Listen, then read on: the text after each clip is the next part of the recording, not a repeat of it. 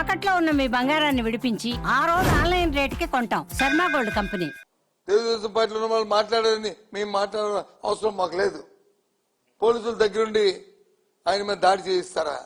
కార్యకర్తలు దాడి చేయిస్తారా? మనుషులు కార్యకర్తలు అంటే ఎవరికి లేరనుకుంటున్నారా? దయచేసి ఇది సాంప్రదాయం కాదు. తెలుగు ప్రజలు భారతదేశంలోనే అందులో స్వామి అనే ఒక పేరు ఉంది, చట్టాన్ని గౌరవిస్తారనే ఒక పేరు ఉంది, ఒక నాండు ఉంది. దయచేసి చంద్రబాబు నాయుడు గారు ఇలాంటి అప్రతిష్టలు మూటగట్టుకోకండి. పోయింది మీ పరిపాలనది ఆ పేరు. ఇప్పుడు మళ్ళీ ఇది ఒక బీహార్ లాగో తయారవుతుంది. రాష్ట్ర ప్రజలు ఆలోచించమని కోరుతున్నాను. ఈ ప్రభుత్వం తాలూకు పనితీరుని ఏదైనా ఒక సమస్య వస్తే, ఒక ఇష్యూ వస్తే దాన్ని ఏ విధంగా డైవర్ట్ చేయాలి, ఏ విధంగా మార్పు చేయాలి అని ఏది నచ్చితే చేతికొచ్చిన పని నోటు పని చేసి ప్రజా జీవితానికి నష్టం వచ్చేటట్లు, ప్రజా జీవితాన్ని ఇబ్బంది పడేటట్లు కార్యక్రమాలు చేయడం అనేది పరిపాలిస్తున్న ముఖ్యమంత్రికి తగదు. ఆ దేవదేవుడు వెంకటేశ్వర స్వామి ప్రసాదం గురించి వచ్చింది ఇష్యూ. మీరే చెప్పారు కదా, నేనే శ్యామలరావు ఆఫీసర్ వేశాను, ఎన్డీపీ రిపోర్ట్ మీద తెప్పించామని. ఎన్డీపీ రిపోర్ట్ చెప్పింది కదా, సిబిఐ చెప్పింది కదా. చెప్పిన తర్వాత మరి మీరు వేసిన సిబిఐ, సుప్రీంకోర్టు, మీరు వేసిన సిట్టు ఇచ్చిన ఫైండింగ్ల మీద మీకు నమ్మకం లేకపోతే అంటే వ్యవస్థ మీద మీకు నమ్మకం లేదు అంటే చంద్రబాబు నాయుడు ఏది చెప్తే జువా అని వెంటనే అది చేయాలా? ఇదే ప్రజాస్వామ్యం అనుకుంటున్నారా? మీరు జాగీర్ అనుకుంటున్నారా? ఈ ప్రభుత్వం అంటే ఎంతో శాంతియుతంగా ఉన్న మా ఉత్తరాంధ్ర ప్రాంతంలో మళ్ళీ ఇక్కడ వాళ్ళు ఫస్ట్ ఏం చంద్రబాబు ఏం చేద్దాం అనుకుంటున్నారు మీరు? రాష్ట్రాన్ని రావణ కాస్త చేద్దామనే మీ ఉద్దేశం? సమాజంలో వర్గాలకు తగులు పెట్టి దాని నుంచి లబ్ధి పొందామనే, రాజకీయ లబ్ధి పొందామనే మీ తాలూకా దుర్బుద్ధి.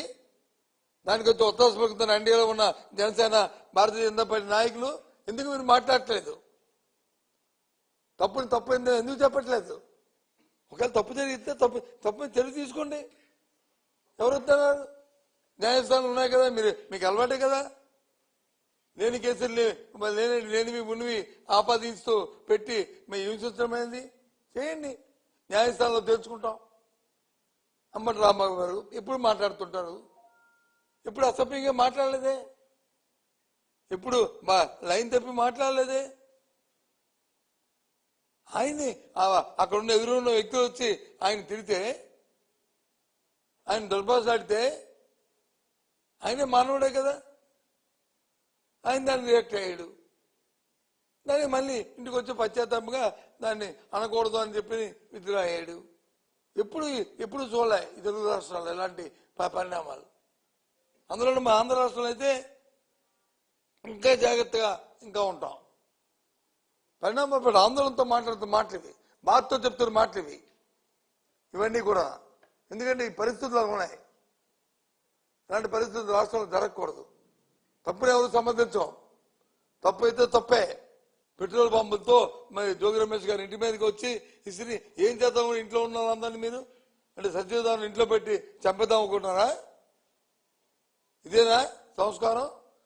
అందుకని మీకు అధికారం ఇచ్చింది. రామారావు గారి ఇంట్లో ఆడవాళ్ళు, ఫ్యామిలీ, కూతుర్లు, ఆ భార్య అందరూ ఉంటే ఇంటి బయట వచ్చి 100 మంది వచ్చి వెళ్ళి వాళ్ళని వచ్చి చేద్దామని ఏంటిది? పోలీసు ఏం చేస్తుంది? ఆ 3 సంవత్సరాలు ఎందుకున్నాయి మీదేమైంది మీ భుజం మీద? దేనికోసం? దయచేసి ఆలోచండి. రాజకీయ నాయకులు ఏం చెప్తాం మేము? ధర్మం కాపాడడానికి ప్రయత్నం చేస్తే ఒక మంచి పోలీసు వ్యవస్థని అనే పేరు ఉంటుంది. ఈ రాష్ట్రంలో ఉన్న పోలీసు వ్యవస్థ పేరు దయచేసి ఆ వ్యవస్థ పేరుని చెడగొట్టారు. ఇక్కడ నుంచేనే మీరు చట్టానికి అనుగుణంగా రాజ్యాంగ బద్దులుగా కార్యక్రమాలు చేయండి. ఈ జరిగిన సంఘటన పట్ల అటు చట్టపరంగా ఇటు జాతీయ స్థాయిలోనూ దీన్ని ఉద్యమం చేయాలని నిశ్చయించాం. రేపు మా అధ్యక్షుడితో మాట్లాడిన తర్వాత ఈ కార్యక్రమాన్ని మిమ్మల్ని ప్రకటిస్తాం. చంద్రబాబు నాయుడు చెప్పిన మాట కట్టుబడి ఉన్నాం. తప్పు చేసేవాడు దేవుడు క్షమించడు. అది నువ్వా నేనని కాదు, ఎవరైనా సరే అనుభవిస్తావు. తప్పదు ఇది. ఆ దేవుడి మీద అనుభవిస్తారు. మీరు చెప్పిన మాట చెప్తున్నాను. ఎవరు తప్పు చేస్తే, ఏ పార్టీ తప్పు చేస్తే, ఏ నాయకుడు తప్పు చేస్తే ఆ దేవదేవుడి మీద వచ్చి అపాధులు తీసుకొస్తే వాళ్ళు అనుమతి తప్పరు. జరుగుతున్న 2 రోజులు జరిగిన పరిణామాలను తీవ్రంగా ఖండిస్తూ ఈ ఫ్యూచర్ లాంటివి జరగకూడదు రాష్ట్రాలను కోరుకుంటూ, మరో బీహార్గా అవ్వకూడదని మరి ఆ భగవంతుని కోరుకుంటూ, మంచి ప్రతిపాదన ఇవ్వడానికి ఆ భగవంతుడు ఆ బుద్ధి ఇవ్వాలని కోరుకుంటూ దీని మీద కార్యాచరణ రూపొందిస్తున్నాం అని తెలియజేస్తున్నాం.